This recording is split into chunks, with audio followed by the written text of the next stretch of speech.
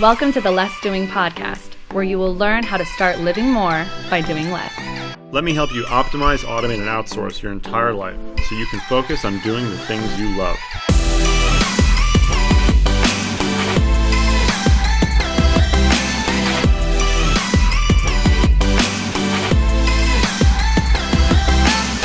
Now here's your host, Ari Meisel. Okay guys, we're gonna start up again.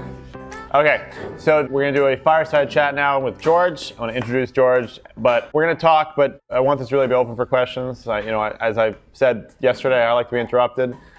Whatever you think you wanna know more about, you should ask about.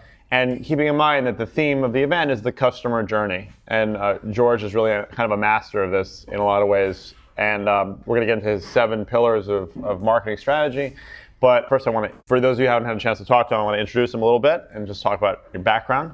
So, hi George. Hi Ari.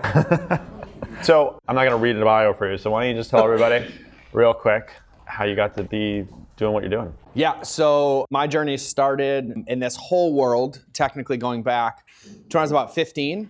I struggled with bulimia for 12 years, which then led me from like a pretty crappy home to joining the Marine Corps and running away as fast as possible. 2004, I went to Somalia, almost lost both my legs. I spent 12 months in a wheelchair, gained 100 pounds, had 6 surgeries.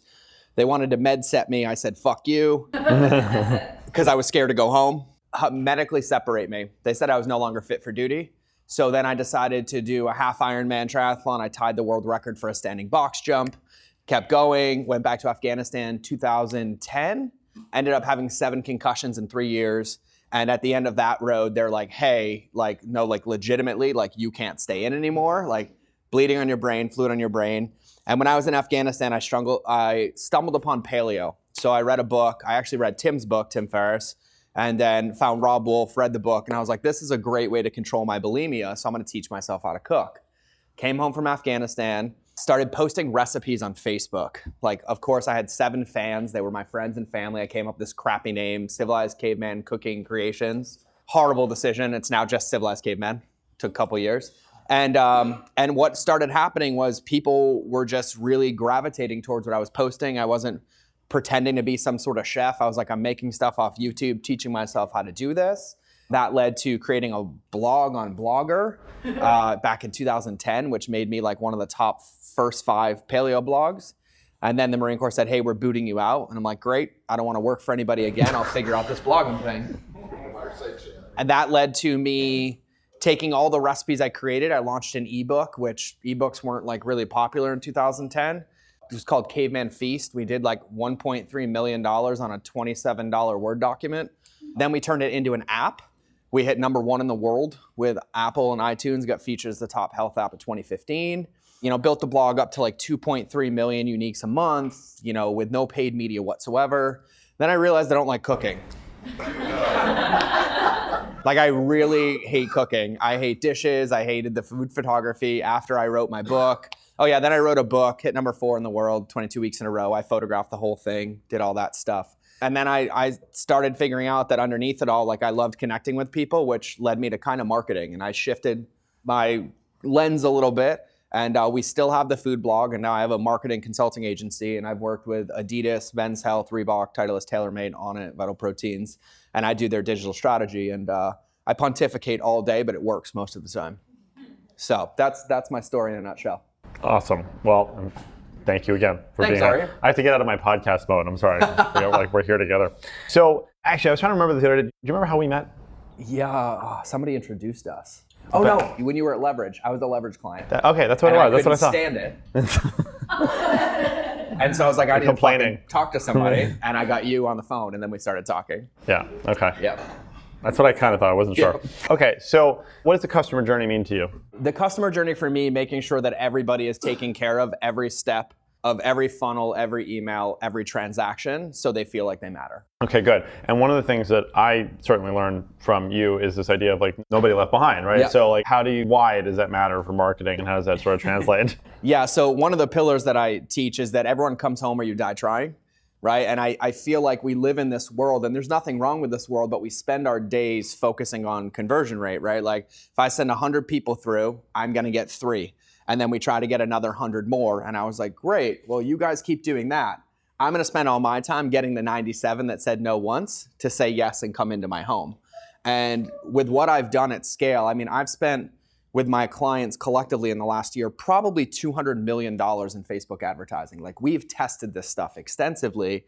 And on some things, we're finding it's taking 26 touch points to take somebody from a cold, never heard of my brand consumer to buying a $49 supplement.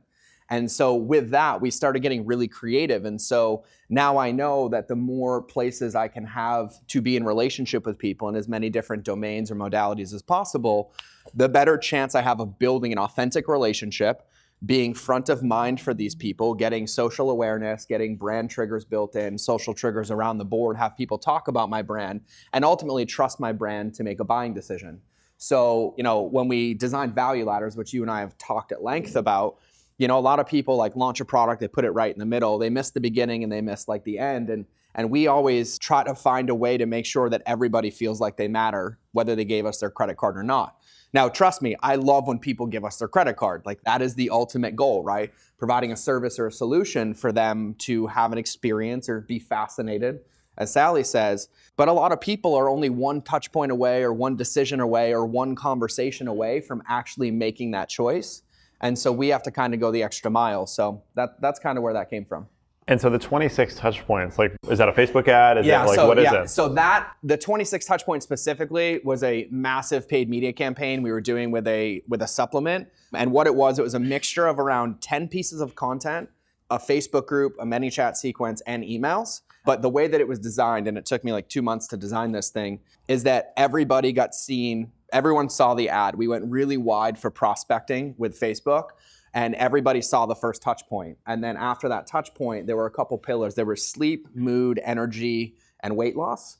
And we wrote pillar content for each one of them. And so after they saw the first piece, we pixeled them, and then we started sending them ManyChat messages and emails the same day we posted that content. So touch point 1 was, here's the product, are you interested? They don't buy. Touch point 2, we went after sleep. And we sent them an ad about sleep, feature benefits of sleep, put them on a piece of content around sleep with an opt-in and a lead magnet.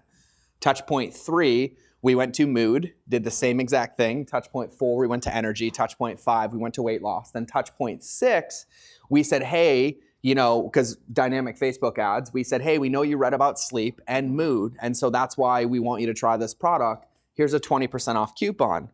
And then if they didn't go on that one, then we went more with 4 to 5 more pieces of content, and then it all ended with a free trial. And so initially, we launched that offer as free trial first. And when we did that, we were losing like $400,000 a month. When we swapped it, we became profitable like 1.3 million a month, like within 30 days. Just from mapping out that journey and understanding like people's decision-making points, actually understanding their pain points, solving them, and then giving them things that didn't require them to buy, but actually helped them create a solution on their own, which then our product became a supplement to that routine. So, I mean, it got longer, but that was the basic premise of it, So I want to make an important distinction here, because I've experienced this as well, where it's very easy to get leads. You can pay for leads all day long, and they can convert too. But it's very rare for them to stay and not ask for refunds if you don't build them up first and have this sort of nurturing. It's got to be an experience where even if they're a warm lead, I mean, it's easier then, but they still need to be educated on what they're getting into, right? This idea of people buying not because they understand you, but because they feel understood, and understanding like the sort of indoctrination that goes into them, not only becoming a purchaser, but a customer. Or a client, I guess. Yeah, for me, like, it's all about like the law of reciprocity. I try to keep my bank account as full as possible, right? And I mean this in the most ethical way possible, but I want you to feel bad when you say no to me. Like, that's my goal. That I've given you so much that it actually hurts to walk away. That's the key at the end of the day. Yeah, so the content that you're talking about in this case, was that just blog posts or videos? That one, what we did is we did a blog post, and then we put all of them into one PDF. And so all of what? All the sleep, the energy, the workout, everything else, we put it into one massive PDF. And so each blog post had an opt-in on the bottom of it to get them on an email sequence. and a ManyChat sequence. But yeah, and it was amazing content. Like we were like, this is how to design sleep routines. This is why you're waking up. This is how to find your chronotype. Like we went into all of it, but we were basically trying to speak to each possible reason that somebody would be there wondering about that supplement or that product. And in those pieces of content, was there a call to action in them? The only call to action on the bottom was if they read the sleep one, they could click to the next article, or they could opt in to get the PDF with all of them together, which then the first page of the PDF was an embedded coupon. And then, we had an email nurture sequence on the back end of that too. And how long was that email nurture sequence? The whole thing took place. The longest somebody could be in that was, I think, 14 days. Okay. Yep. Yeah, so that's another one too, is that you see all sorts of, this is a good point as well, is that there's all different lengths of nurture sequences. The longest I know of is Brendan Burchard's, which is 450 days, I think, every single day for like the next year and a half of your life, which seems crazy to me.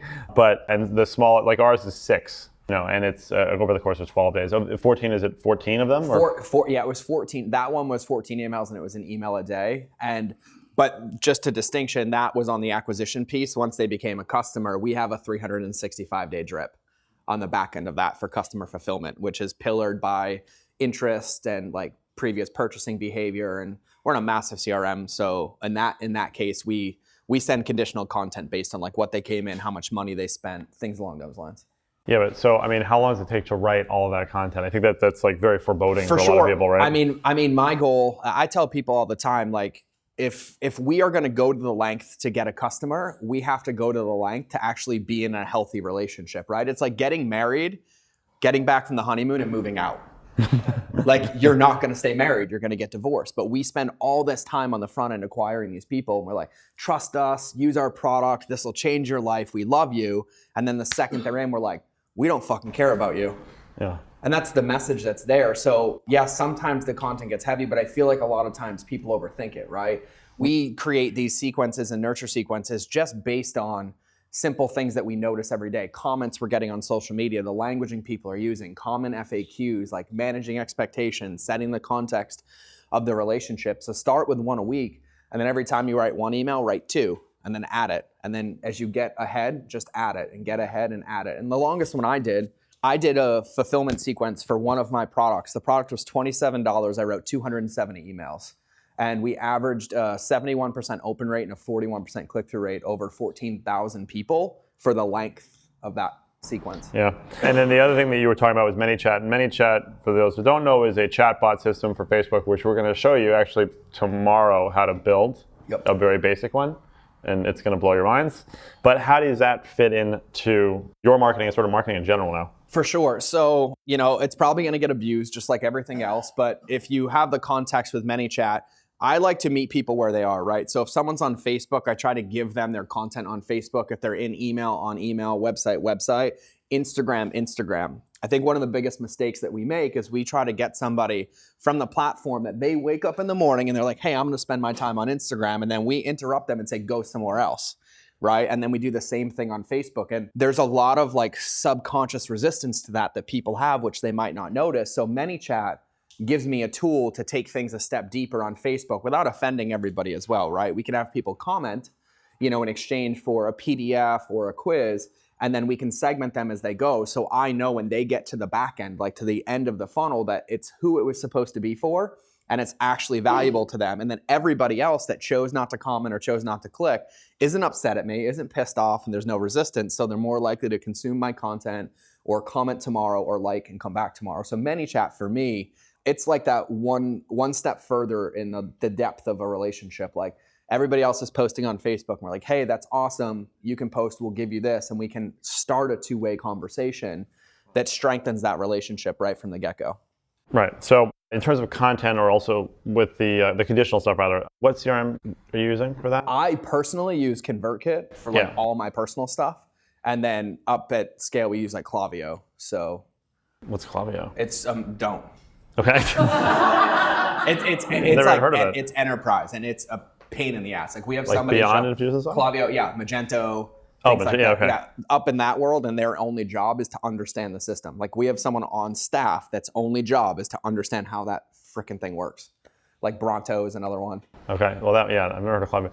That's the thing is like you can go crazy at thinking of all these different sort of conditional scenarios, right? For So sure. like let's like pull back for a sec, right? And like Diminishing returns. Yeah, right. Yeah. So it is dangerous.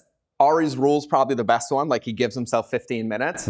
If you get deeper than that, you should stop, right? Because it's to the point, like if you have 1,000 people coming into like a ManyChat sequence and by the end of your job and what you build out, 3 people hit it, like not the best use of your time. There's probably something missing beforehand that could have solved the problem. I feel like one of the things that we do is we overcomplicate everything because, I mean, I'm a marketer, right? So like I want everything to be unique and tailored and personalized at scale. But personalization does come with a cost, and it's not always for the best of everybody. We can do it different ways. So I try to keep things really simple. Like if we're doing a post, like, and I find like 1 or 3 buckets, that's it. And then I try to get them on a journey in that bucket, because most likely if you think hard enough about it, you'll have that overarching bucket where you can provide value, take them on a journey, and then take them somewhere else. Like we don't have to do it all in Messenger or all in email or something along those lines. Sure, yeah, of course. And then so let's talk about another pillar. Yeah.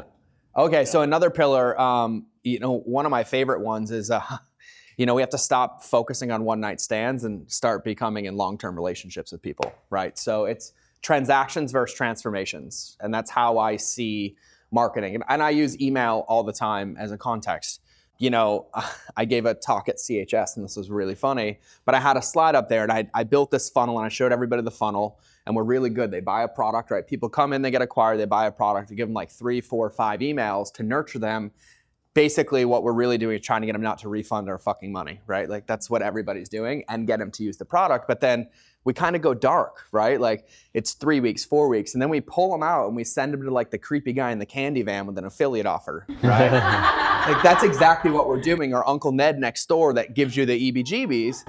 And then we wonder why we're getting bounce backs, we're getting unsubscribes, right? And so you have to respect your list, and you have to focus on building these long-term relationships, because the value of a customer that stays for life is a lot better than all these ones that come in and churn through, right? Andre Chaperone is a master at this. He wrote a course called Autoresponder Madness. Like he's been doing this for a long time. Yeah. There's no way for me to say it. Like you just will not win when you're focusing all your time on those one-time transactions, right? Because you have to understand your value ladder. You have to understand your customer journey, the lifetime value of that customer, and all those behaviors. And so the basics of it is just making sure that you ask yourself, like, would I be okay if my grandmother went through this funnel? Like I call it the grandmother test, right? My grandmother's I think she's like 91, right, Steve? Yeah. But our grandmother like got on the internet with web TV, right? Like that's when she got started. And she still, from her nursing home, forwards us forward emails all day. And the shit that she believes in and thinks that like is actually happening, this petition is gonna stop nuclear war from an AOL email address, is insane. Like it's painful actually. And I just let her live in that world, and it's amazing. But I asked myself, I'm like, would my grandmother use this? Would like she feel good about this? Would I be happy if my 14-year-old daughter went through this funnel? Right? And if the answer is no, I don't send it. And it should always cover those wickets, like just to make sure that we're going that extra step and above and beyond to deliver the highest value of customer experience and customer journey, right? We have to be fascinating people, and we have to remember that how we make them feel dictates whether they open our email tomorrow, they come back to our social media, they buy our next product, or more importantly, they talk about our brand, they talk about our business. You know Jonah Berger, right? Contagious. Mm-hmm. If you guys haven't read the book Contagious, it's amazing. But it's something like in a 60 or 90 second conversation, the average person gives 8 to 10 brand recommendations and non-recommendations. That's who I want talking about me, right? Like I want to be in those conversations. When somebody sits down for breakfast and eats a piece of bacon, I want them to talk about me, which is how I built my Facebook page to 300,000 people. I posted about bacon for 2 years. Legitimately, I'm a paleo food blogger, and all I did was post about bacon. I made sales videos in bacon suits. I made bacon-themed everything. Our hashtag is Hugs and Bacon. And then what ended up happening after critical mass is someone's like, I was at breakfast and I ate bacon. I told my friend about you. And then someone's like, I came because I was at breakfast and my friend ate bacon and talked about you and what's this bacon stuff. But it's getting there to really fascinate people and add so much value that they want to talk about you, that they love to be in relationship with your brand. Like you, like people in your tribe, people in your audience, your team members, like they're enrolled in your vision. But it's not because you're a maestro. It's actually because of all the value that you add and how people feel on the backside of that experience. I hope so. Yeah, so when you're writing this kind of content too, and you want to have these long-term relationships, are you sort of trying to get into the mindset of the ideal customer, or are you trying to make them, like what? Yeah, so I think this is where people overcomplicate it. Another pillar I have is listen to what the customer wants. Yeah. And then actually do something about it. That's the part where we tend to miss. We read Ask by Ryan and we get all these questions, we get these surveys and we put them in buckets and then we do all this stuff and then we keep emailing them the same way, right? And it's really, really simple, and it's not just on email, right? You can figure out what your clients want on social media. Go read your FAQs, go read your reviews, go to Amazon and read your competitors' reviews, go to Amazon and read your FAQs, right? Like, we get most of our data by paying attention, because what happens when you piss somebody off? Somebody goes on Twitter, they start tweeting about you, and they tell you everything that they feel, whether it's justified or not. But you can use that data to actually solve these people's problems and then help them and design their customer journey. So what we do, I do this thing with my email. I call it like the 5-part email recipe. And I do this a lot on a lot of lower ticket stuff and a lot of stuff that's like free on the back end. But like over the series of 5 emails, I tend to typically not link out of an email 3 times. I ask an open-ended question, then I link to like a video or something along those lines while I'm segmenting down and collecting data. Like when I send a recipe out and it's a crock pot chicken recipe and they click on it, I actually tag them crock pot and I tag them chicken, just so I have that data. Because then 6 months from now, when I release a crock pot book and it's got 55 chicken recipes in it, I can send it to the mom who's 33 with 2 kids who only cooks in crock pots with chicken, right? But then nobody else on my list is offended. And the only way I learn that data is by asking or by paying attention to their behaviors or their comments, right? And so that's why, like, everybody swears on the Instapot guy. I only created an Instant Pot product because they outsold Amazon on Cyber Monday with their own products, and everyone in my audience was literally like begging for Instant Pots. How do I cook with an Instant Pot? How do I make these Instant Pot recipes? I'm like, all right, fine, fuck it, we'll do it, right? Cameras out, cooked for 4 days, recorded everything, here's your Instant Pot course, right? And the only reason we did that was because we listened to what they want, and then people love it. Except they didn't want a course though. Yeah, I fudged on that one. I was in the middle of a travel schedule. Don't try to sell a simple appliance with a course. Just gonna share that lesson right now. It's kind of contradictory. So people are like, oh my God, this thing saves me all this time. Why do I need a course to use it? And I'm like, oh yeah. I'm like, I put this together overnight. My copy sucked. Like, I gotta change the title. I gotta change the branding. But people still bought it, like super excited about it. But I did get some good feedback on that one.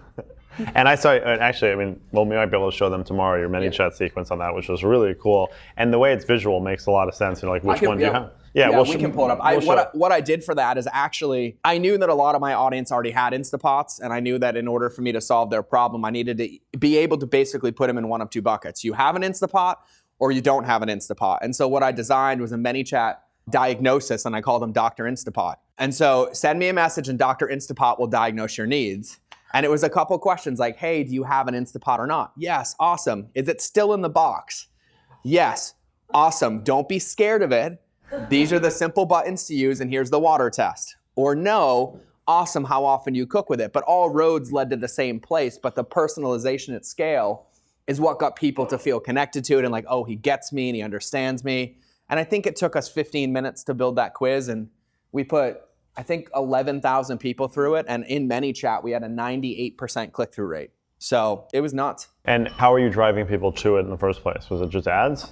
With that one, I did no paid media for that one. My Facebook page is 275,000 people, 100,000 on Instagram. So that was all organic because I wanted to test it to them, see what I could do differently. So I did a ton of live videos, Also, George has no affiliation with Instapot, by the way. None. Nope. I did a ton of live videos. I think I did 5. I did like 5 days in a row, like how to use it, how to overcome objections. And then each one of them tied into that same ManyChat sequence. And then each one of those just delivered messages right to the opt-in page and the sales page. Jordan, I have a quick question, especially when you're going in and building these, you said it took us like 15 minutes to Yeah. the quiz. Yeah. What advice would you give this room? Because there's like half of us are quick starts and some people are getting the details how to just get it done. Yeah, so ManyChat, my number one tip is to get a huge stack of sticky notes and map out your journey on a floor or on a wall before you build it.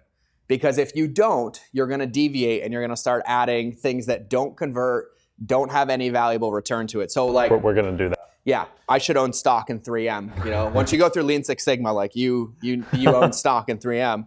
But we use it for everything, and set the rule like Ari does, right? Like whatever you map out in that task, if you're using the Pomodoro technique, whatever you get to, that's what it is. Close the door, close the loop, and get it up.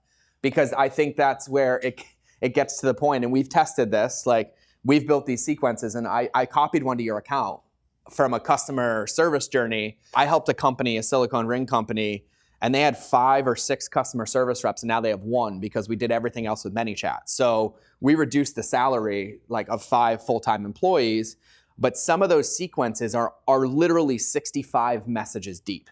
Like this thing took like 3 weeks to build. And I tried to build it in this thing, and that was not happening. Like I needed 10-foot whiteboard, 17 colors of sticky notes, and we went through it, and then we just started building it. And it was overbuilt, it was over-engineered.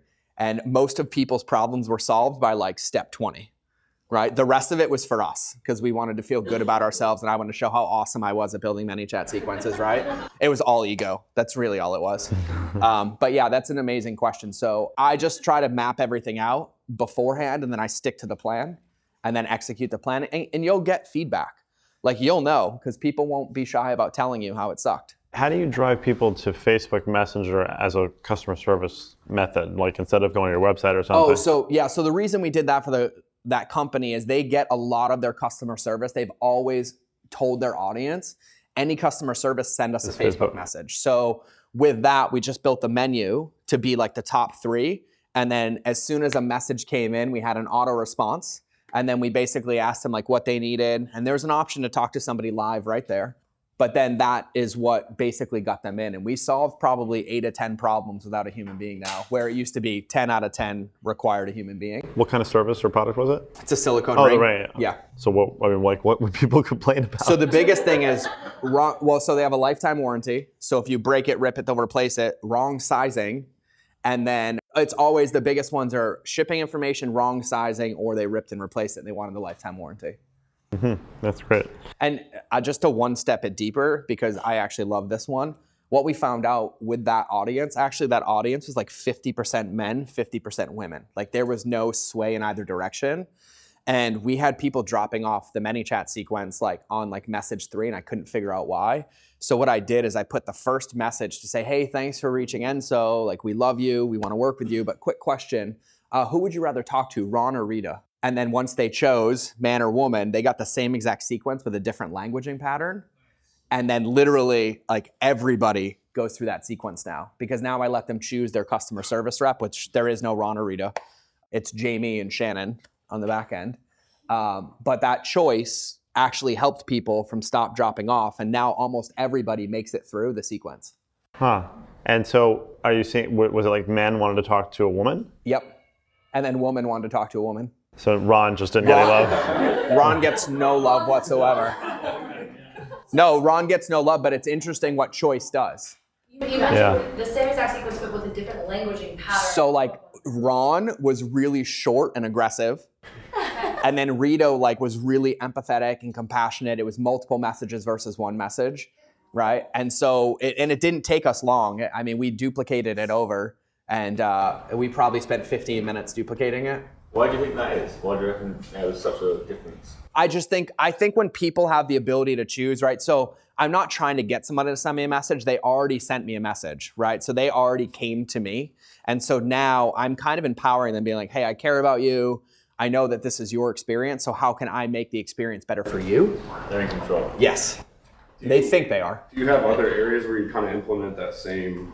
We've done it via email as well. It's just really, really easy in Messenger because it's just a quick reply and it's wherever they go. It gets a little more complicated, but yeah, like sales pages, you know, the world that we're running into, there's a website, it's still in beta called like Write Message, right? But based on the parameters of a URL that comes in, it changes the headline and the copy. Things like that are gonna be, that's why I have that pillar, personalization at scale, right? Because people are so discerning in 2018. They get hit with, hundreds of ads a day, hundreds of offers in every single space. And so the only way to really, really add value and stand out and convert is to be personalized at scale. Yeah, I can also add to that like one of our best subject lines in an emails that we sent is the subject line is the person's first name. Yep. That's it. So like it says John. Isn't that from Dean? We do that. Doesn't Dean, don't you do? Was that yours? To do What's that? First name? First name for 9-word email? First name's great. Yeah. Yeah, it works. It's like one of the best things we've ever done. If you have email questions, that's the guy. Yeah, no, and we'll, That's for sure. the OG over there. All roads lead to Dean when it comes to email, yes. I mean, I'm probably pontificating shit he talked about 10 years ago. I just put a different present around it. Multi. George, I was just gonna ask you, what's the like the size? Because what I've seen is that some people use Messenger on their phones, where you can see a bit more on the screen. Yeah. You see it on the computers that like very. Have you found any? Yeah, so we try to not do super long. I think one of the biggest mistakes I see people make with Messenger is they blow out that character limit and I have to scroll 3 times on my phone and I'm out, right? So we try to keep it as conversational as possible, right? So just like if you were iMessaging me back and forth, that's the rule that I tend to use. Like I want people to be in a quick conversation, like to feel natural and authentic and use languaging. I use emojis. I write like WTF. Like I don't spell out words. I speak in the language that people most likely speak in when they text and when they use Messenger, right? Because it's the only way to make it feel human and personalized. So shorter the better. Like make the point, take them on the journey, and don't be afraid to split it up into a couple messages either. Right, like there's natural breaks. Like, and I mean, one of my biggest pet peeves in life is when somebody texts me, they don't send me 1 message, send me 5 fucking messages. Yeah, drives me nuts. And I'm like, I'm in the middle of responding and I get them, but somehow on Messenger, people actually respond well to that because that's how people text all the time. So. Well, the other thing that I think is annoying when you see the ... that they're typing and you're waiting. Yes. And like waiting and you're like, holy shit, this is gonna be a really long message. In ManyChat, you can put delays in there between messages, so right? It's typing. Can we stop pretending that we're actually fucking talking live? Like, can we just stop? Because everybody knows. So like, don't be afraid to be like, hey, my robot's gonna talk to you. Or like, hey, like we named it Dr. Instapot. It's not me, right? And we named it Ron and Rita. And we introduced Ron and Rita as the customer service people in there that are gonna take them on an automated flow. And then don't put those pauses in there for like 10 seconds. It doesn't take you 10 seconds to type. So like naturally, so test your flows yourself because as you go through them, you'll experience it. You'll send your own message to yourself and you're like, oh, awesome. And then you're like, and then you just see the dots and then the message comes and 4 more come. Yeah, so test those and make sure it feels natural like a human being. So how many of you have a Facebook page for your business? How many don't have a Facebook page for your business? Okay. How many of you have Facebook groups for your business? Good. We can talk about that. Yeah, no, we will in a minute actually. And so, and I know, Malti, you do, but how many of you have a chat bot already on your Facebook page? Yeah, okay. In ManyChat, right? Yeah. So most of you don't. So how many of you engage with people over Facebook Messenger through your Facebook page often? Okay, great, cool. Good. This isn't a bad thing that you don't have it. No, and we'll set it up in a few minutes. So yeah. Okay, great. Yes. Do you have a visual for people in the audience who are more visual understanders of information on like how you map that out? Yeah. Ari's gonna cover it, and I'll let him. I copied some of mine to his account so they can show you. Yeah. Everything so that we're gonna do the exercise of actually mapping it out with Post-it notes, and then I'll be able to show you what it looks like in the flow. Mackenzie, I'll copy the Dr. Instapot one to your account. That's fine. That way we can show everybody. Yeah. Okay. Great. Yeah. So, but start to think through that of like what the kind of inquiries are. Not only, I mean, customer service is nice, but we can use this to qualify leads and really sort of meet people where they're at to see how you can serve them in one way or another. Yeah, and just because I want to further answer Mackenzie's question from earlier, don't overcomplicate it all, right? There's probably, if you look at your business or the messages that you receive or your inbound marketing, and no matter what space you're in, there's probably 1 to 3 things that stand out immediately that you're sick of answering yourself. Like there's overloaded customer service questions about something or FAQs about something. Start there because you already have the data and you already know that people are consuming that and asking that content, which will free up a lot more space for you to then use that customer service rep for someone else or for you to stop doing it and like really optimize it and outsource it to a bot that's doing it for you. And then you can take people on journeys, post those responses and comments. Yeah. So let's talk about one more pillar. Yeah, so my other favorite pillar is everything that you're doing, make sure you're either learning or serving. And if it doesn't accomplish one of those things, you're wasting your fucking time. That's it. Like, that's it.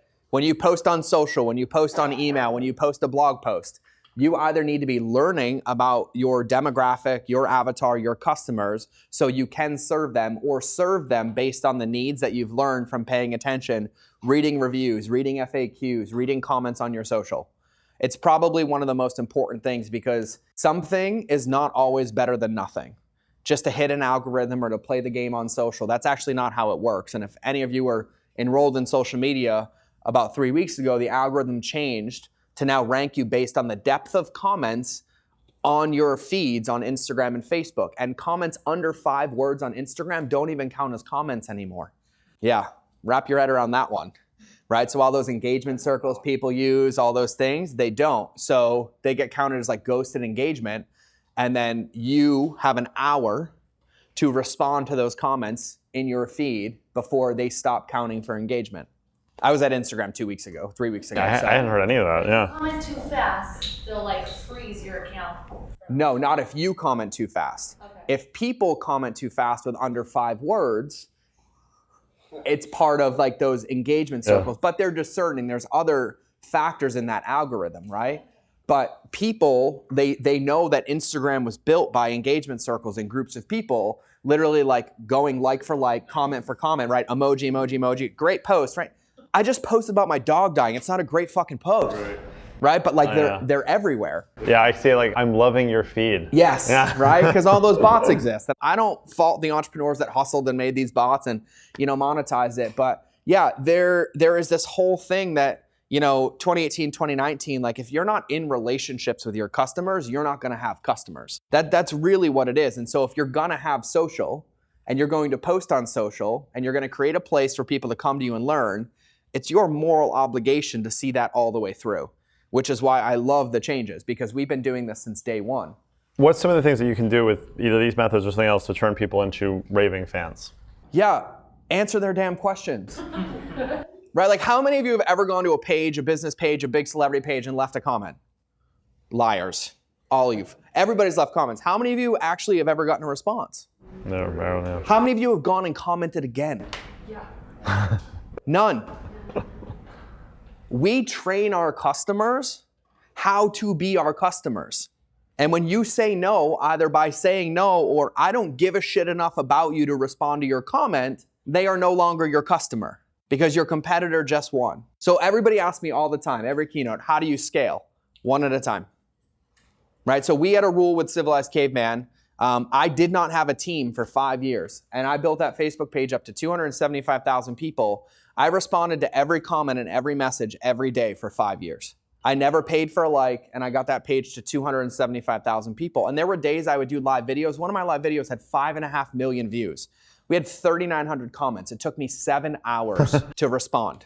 I probably made $100,000 off that video just from responding because it was a promo video for like a $17 product. Right? So what would you rather have? Somebody respond to your shit in all those comments or make $100,000 by doing 7 hours of work and getting people to actually know that you care, right? So it's one of those things, if you're gonna build it, they're not gonna come anymore.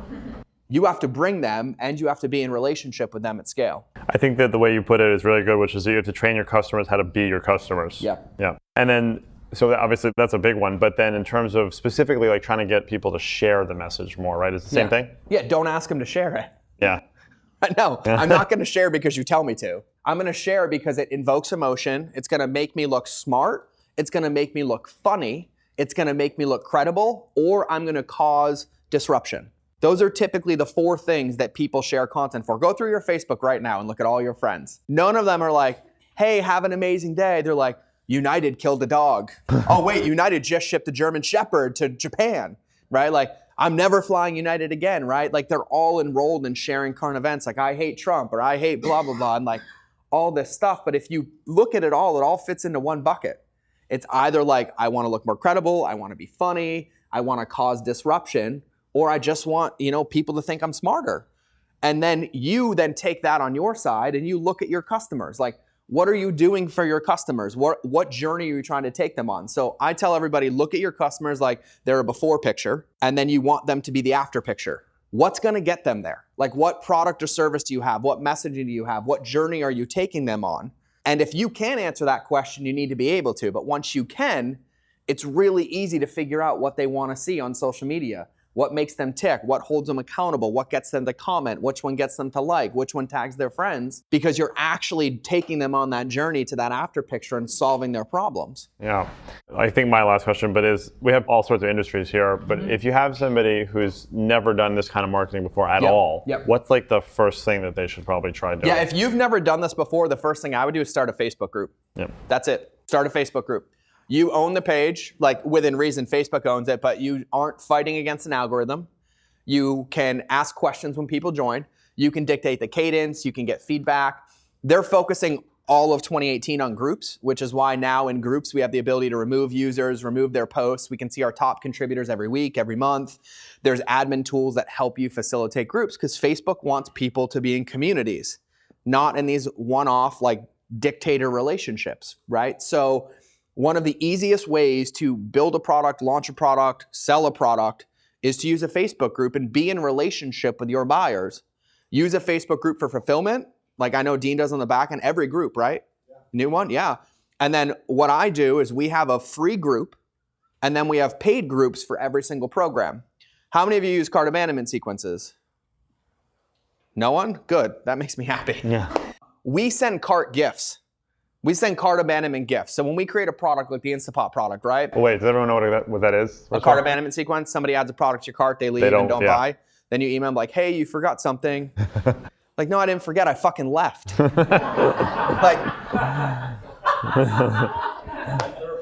Please do not insult my intelligence, right? So my email goes something like, hey, I know you didn't forget you left because I suck. And I knew you were interested in the Instapot, so I made a free preview for you. Here's 5 recipes. Whether you buy the course or not, I still want you to have these. And then the next email says, by the way, I ethically bribed you yesterday. Would you mind replying to this email and just telling me what it was that was missing for you? Do you already have one? Are you an expert, right? And it's an open response. Like you actually have to respond to these emails. And then the third one is like, hey, got it. I appreciate all your responses. I can't believe I forgot all of this. Question 1, answer 1. Question 2, answer 2. Question 3, answer 3. And I'm overcoming all the objections. And then the fourth one, if they're not a buyer at that point, they're not going to buy, but it doesn't mean I don't want to be in relationship with them. And so every single one of our sequences ends with come to our Facebook group, right? And so like, hey, I don't care whether you own it or not. I hope you bought somebody else's, but I'd still love to have you in our community. We post X, Y, and Z X amount of times a week, and I would love your feedback. So do me a favor. Go into the group, introduce yourself, and tell everybody where you came from. And how that typically works, and this is a free group, they go in and they're like, hey guys, super excited to be here. I was gonna buy the Instapot course, but I didn't think that I would be able to use it because it's kind of complicated. And then in my world, what happens is about 100 moms are like, are you kidding me? This saved my life. What are you doing? Where's Courtney?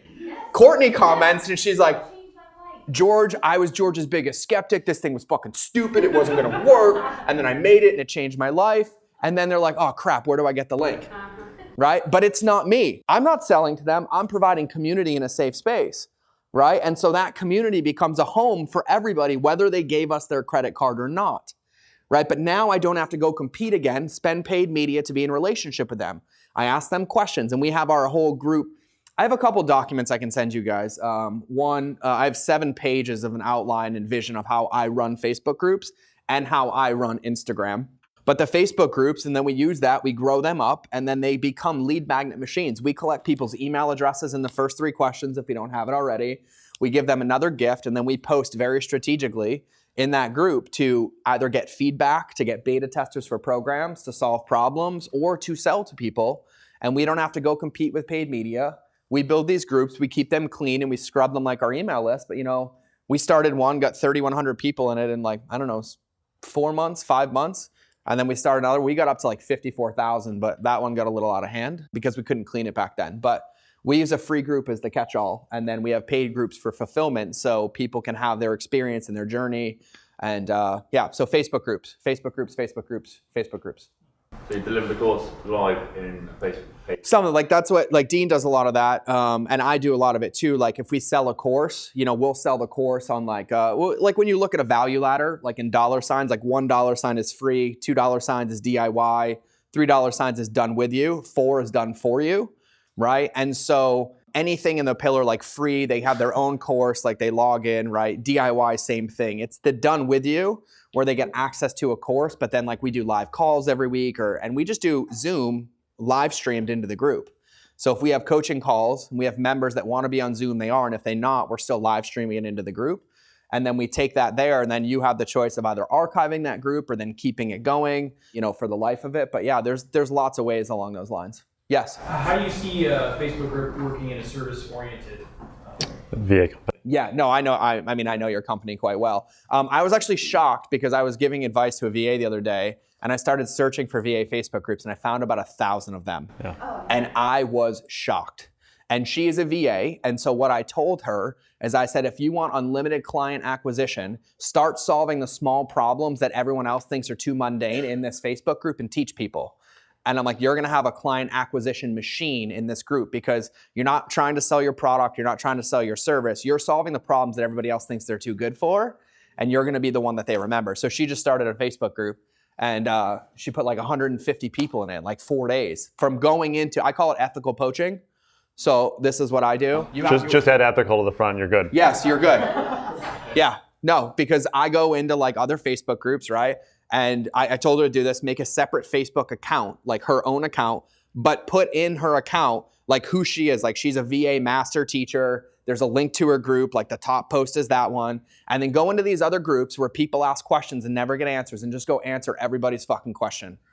Just go answer them. So there's a very interesting psychological phenomenon where if you're able to articulate somebody's problem better than they can, they automatically associate you with the solution. And then what happens? They click through to your profile, they come to your group. You're not like, hey, come join my group.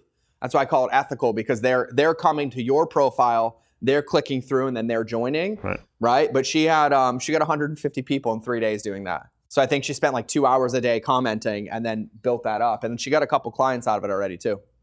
Yeah. What's up, Dean? So, yeah, I love these groups as closed groups, but I'm super aware and vigilant that it feels to me like anything that Facebook is encouraging and supporting and encouraging people to build is only in pursuit of creating their next super premium targeted advertising inventory. Yeah. They're gonna right now, everybody thinks this is fantastic because I've got this closed wall around all of my people, and nobody can get at them. The same way that a long time ago, Facebook was encouraging everybody to build a Facebook business page and build your community so you go right to their newsfeed. Yeah.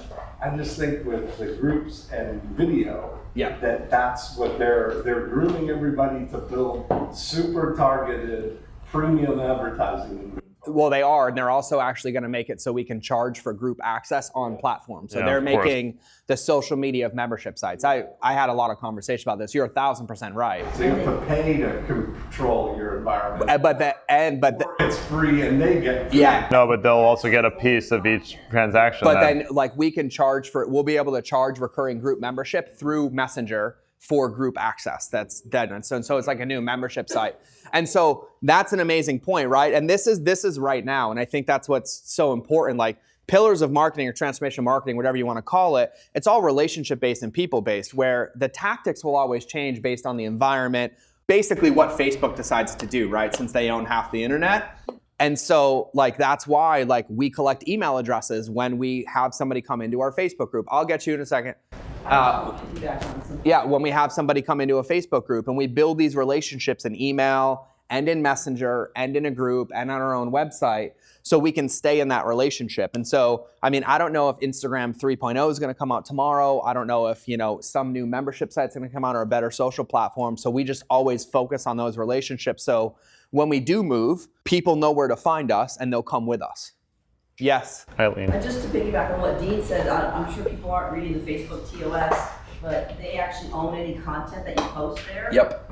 So if you're doing a lot of Facebook Lives and putting your own content there, you should make sure you have it like somewhere else too. Because you get shut out and then you decide to change the game. Yeah, and they've owned it for a long. And just to piggyback on that, I remember I started posting food photos like 7 years ago, and I used to watermark them, and I'm like, why? They own them anyways. Like, anybody can repost these, and I can't do shit about it, because when I uploaded the photo to Facebook, I waived my rights to basically owning that content. So I stopped caring about that stuff a long time ago. So what's your break point for things you give away for free? PDFs that you send out. Like, what becomes IP you want to protect, and what becomes your generosity? I don't want to protect anything. I don't give a shit.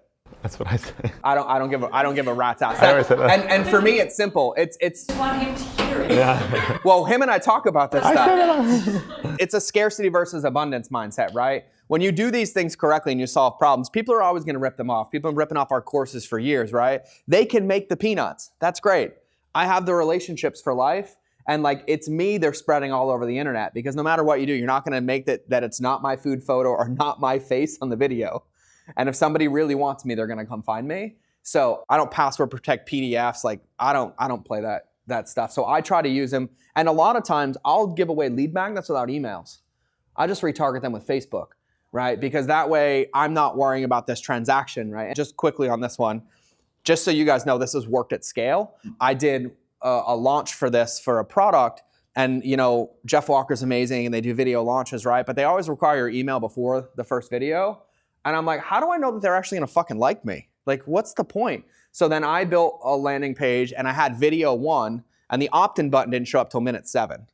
So if you wanted video 2, you had to make it to 7 minutes in and then opt in. Our conversion rates were through the fucking roof, because then everybody else that came and left didn't want my emails, didn't want the video, didn't want the content, and I didn't have to pay for them. And then I tried one more time, and I retargeted them with a retargeting ad, and I was like, hey, like, super stoked that you checked out the video, but you left after like 30 seconds. Are you interested in the rest of it? And if they weren't, they weren't. We didn't follow up at all after that. And then once they opted in, they got video 2 and 3 and 4 and the PDF and the sales sequence. But now that allows me at scale, like if I'm going super aggressive and spending 10, 15, 20K on leads, it comes a part of like my loss in that, but I don't want them on my list anyways, because they're not going to convert. You know, the fake email addresses, they're not interested in the content of the video. And I can get their data anyways because I pixeled them on Facebook. And so if I really want to use it, I can use that data without having to worry about all that stuff. So, yes. If you had less than 1,000 fans on your Facebook page, should you just abandon the page and go move them into a group instead? Like, are we at that point where the pages are kind of dead? No, because you can't do paid media without a page. Okay. Right? And your paid media effectability works depending on your organic engagement. So your ads are cheaper when your organic engagement is higher. So Facebook rewards you for building communities. So they're not one and the same. They're two different pillars that need to work together, right? And so pages are one to many, groups are one to one, right? And they serve two different purposes. And so I still use the page, and we link in between. We have people in our group that are like our share monkeys that like we post, we don't ask, and they just like go to town. Like, I'm like, how did we get 80 shares on this thing in 3 minutes? And I realized my community manager shared the video into the group. And they're all like, we want everybody to see this and blah, blah, blah, right? And so we still work on that page and building that page, because when we do play with paid media, it saves us a lot of money. Yeah. And thank you, by the way, because I started a group for my DIY wedding planning course right now as we were talking, so thank you. Amazing, amazing. Yes, execution. That's like one of the easiest, like you're good. You got Pinterest and Facebook groups for days. Yes. So some of the stuff that you're talking about, like showing an opt-in button 9 to 7 minutes into the video and stuff like that, you do all that with ConvertKit? Or? No, Wistia. ConvertKit's just email. Wistia would. That would be Wistia. I did that in ClickFunnels. So any platform that you would build a funnel in, any page, like Instapages can do it, any of those things. ClickFunnels is just the fastest and easiest to deploy. With Wistia, you can see analytics on the video, and you can see like where people drop off, and you can put in a call to action wherever you want really easily. Yep. Yes. Just to make sure I'm following along. So if I have a Facebook page for my company, I should create a Facebook group, then advertise that group to followers of the page and say, hey y'all, come and join our Facebook group. Should the group be private or public? No, closed. So 3 levels of groups. You have open, you have closed, and you have secret. So open, everybody can search, join anytime they want. Closed, they can search, find, and then request to join. Secret, they can't find it all. You have to give them a link to join. So the only groups I've seen in secret, when I did a group for about eating disorders, when I was helping people like with bulimia and anorexia and stuff like that. Because otherwise people can see who's in the group. They can see who's in the group and like privacy stuff. But yeah, so like in your case, it's kind of both. One tip for everybody, do not link your group to your page. Why? I found this out like 2 weeks ago. I asked the same time. Yeah, so the reason being is Facebook basically looks at it like, oh, you have X amount of fans over here. You're using a group just to gamify engagement, right? So there's no benefit to linking them. The downside is that now like you pretty much targeted yourself. Like, hey, I got 300,000 fans on my page and it's not going so I'm going to create a group and link them. So we've tested groups not linked and linked, and the engagement is a lot higher in groups that are not linked. So just a little hack for you. Good to know. Is there any issue in linking groups? No, you can link groups. Groups are fine because you can interlink them all. So, yeah. What do you mean by linking? Inside of a Facebook group, now, once they made group admin stuff, you can link, like it says link to your page, and you can link your page. When everybody's in your group, they see your page on the top. And then when they're on their page, your page, they see your group in the top. But the truth is nobody clicks through them, right? How many times have you clicked through one? Didn't even know what it was. Yeah. Why did they put them there in the first place? Huh? Why they that? But like to Dean's point, it's Facebook, right? Like they own everything. They have more data than we're ever going to want to know about ourselves. They collect everything for every purpose and what they're doing, right? It's like that movie, The Circle. Yeah. Yeah, that's what it's like. But whatever their ongoing purposes right now, I don't know. They present it as like, here's this convenient way for people to see that you have a group. Or the other way was credibility. They said you can link your page so people trust your group. But how many of you have ever made your group joining decision based on a blue check mark? None of us do. And what's your sort of like framework in terms of the questions you're asking people when they join the group? Yeah. So basically the 3 questions I ask when people join the groups are, number 1, I want to know how they found me. Number 2, I want to know their email address. And number 3, I ask them if they want this amazing free gift. And then we have a Chrome plugin that's not available right now, but we wait, and every day at the end of the day, we run this plugin, and it pulls all the names, email addresses, and data into a Google Excel spreadsheet or Google Sheet. And then the Google Sheet, with... Grouply, is it? Something like that. It's Group Funnels with Arnie. They'll post it publicly like that, like in the group, I guess. No. There are questions that get asked. They have to fill it out in order to join the group. Nobody else can see them. And then that automatically adds to ConvertKit, which then delivers the lead magnet and the gift and adds us to their email sequence. Wait, I'm asking to backtrack. What is it that takes the question answers and puts it somewhere? It's a plugin. It's a plugin. It's just not for sale right now. It's called Group Funnels. Grouply would be the one that, Grouply. Is it true that Facebook doesn't let you review that? Yes. Yes. Yeah. So don't approve them. You can't go back and see people's answers after you've approved them. They collect that data. Yeah. But you don't own it. And those questions, we don't want to make them complicated. And we don't predicate, we're not you can't join the club if you don't fill out the questions, right? But we leave them there for about 2 days. What happens if they don't answer them when they log back into that group? Facebook notifies them and said, hey, the group admins want you to answer these questions to join the group. And then after 48 hours, we approve them anyways and still welcome them like everybody else. So do you find that you get more engagement if they get that message from Facebook as well? Like, hey, you should really fill that out? Or is it better to... Our audience honestly fills them out. I'd say 90% fill it out right away. So you don't need that backup? No, we don't have many... Why wouldn't you? We don't have many issues with that whatsoever. And then another way we tested it real quick is we deliver, just for free context, a 305-page journal for a year on basically how to optimize and live their life for free for joining our Facebook group. 305 pages. Thing's fucking massive. Who wrote it? I did. And then each lesson ties to a video. So there's 18 lessons, and each one has its own 10 to 25 minute video. That's cool. That's your free, that's your gift with purchase. We're all No, that's just my gift. Huh? I think we're all joining your group right now. Gift for raising your hand. But just so you know, you might be in an industry or a niche where somebody's like, I'm not going to give you my email address for this because I can't predict it. I'm in the health space for this particularly, right? So I'm people's, they see it as the savior. How do I solve my problems? I'll do anything for it. So the other way around that is you don't create those questions to require an email address. Create those to collect data on what they want to see in the group, and then have your welcome post link to that PDF or to that gift for free. And then the first page or the second page of that gift, give them another irresistible offer that requires their email address. Anybody that takes the time to put that in, that's your customer. He has to meet with us separately. Just for people with the technology, you're not asking the questions. Oh, it's in Facebook groups, like the technology. Yeah, like it's built into the groups. Yeah, it's Facebook has it, so it's in your settings, member settings, and then it says like ask questions when people join, and they give you 3 questions to ask. The plugin kind of scrapes it from the page. Is that what it does? The Chrome? The plugin scrapes it from the page just so you don't have to manually do it. But like, I hope all of you are adding thousands of people a day to your Facebook group, but realistically, it's not that much work. You know, we manually do it 25 to 100 people a day sometimes. Like Jeremy's just like, brrr, done, right? It's not there, but the data that we use is amazing. Yep. Ari, I'm curious, like your transition for Less Doing to the Facebook. Like I've heard you express like a general dislike of that technology as to engaging in a Facebook group. I don't know if that's accurate or not, but what's been the experience of Less Doing versus Slack, right? Yeah, well, I mean, so we do use Facebook for the free group. So there were 2 sort of walls pushing in on that. One was that we wanted to have a paid Slack team for our paid members. And with 1,000 people in Slack that aren't paying for it, that's $8,000 a month basically.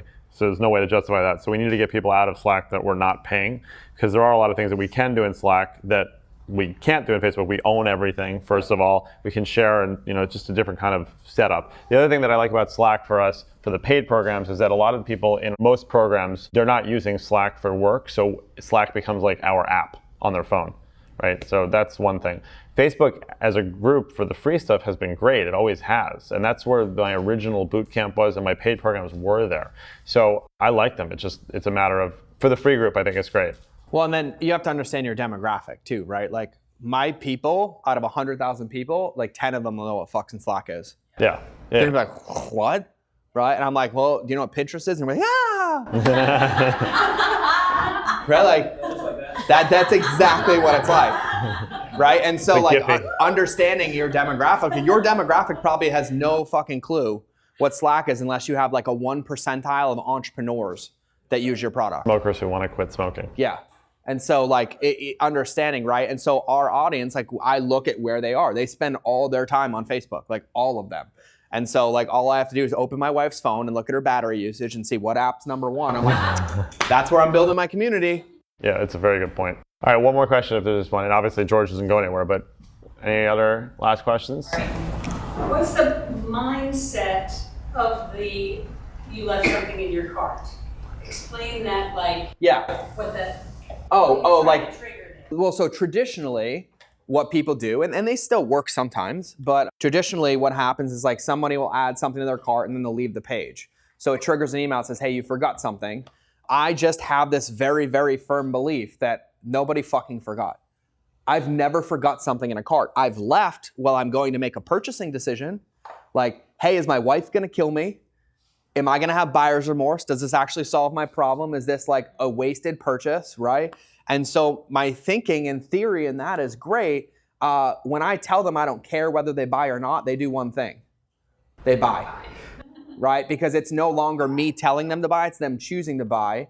And I'm literally giving them a gift like, hey, by the way, like, you haven't decided whether you're gonna buy or not, but just in case you wonder what your customer experience is gonna be like with me and how much I fucking love you, here's a free gift, even though you didn't buy, right? Like, and all of it is that bank of reciprocity, right? Like, fascinate people, make them feel like they're orgasming when they leave your cart, as Sally would say, right? And then if you can do that, you'll build a relationship and have a customer that will stick with you regardless of the product you sell, regardless of the price point. That's why all of us close these high ticket 25K to 100K masterminds on phone or in the person. Because then like I'm in relationship with you, I'm helping manage your feelings and expectations. So I try to take human relationship and put it on the internet, right? And that's what we're really, really doing. And that's how you stand out in a world full of discernment. And I was telling them out in the hallway, this would be great for all of you. The 3 things that people need to do anything on the internet. They need permission, they need safety, and they need accountability, in that order. You have to give somebody permission to take an action, they have to feel safe in doing it, and you have to hold them accountable to it. And if you do those 3 things and check those boxes in whatever you do, whatever funnels you build, whatever groups you do, whatever emails you write, many chat sequences you do, you will have a massive amount of success, and you will build the best relationships that you've ever seen with your customers. Thank you. Thank you.